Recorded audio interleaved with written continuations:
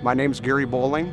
I've been with H2 Precast here in Wenatchee for 11 years. My role is a commercial driver in delivery, and I'm a certified crane operator. It's very important teamwork in any business, especially here at H2 Precast, because the wheel all starts right at the hub and then the spokes expand out from there, and all of us have our individual duties and jobs to do, and they all have to come together from start to finish throughout the day. Home life and work life to me is like one. Here at H2 Precast, we're a family and we're one unit working together, and we take orders, we build a product, and we get it delivered. On our end, when it gets to the truck, we need to make sure that it's gone through all those steps of quality control. There's different phases from beginning, middle, to end to getting on the truck.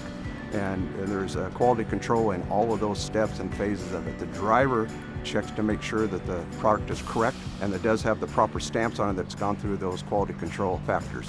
The crane on this truck that's behind me and stuff is rated for 11,000 pounds. That's 5.5 tons.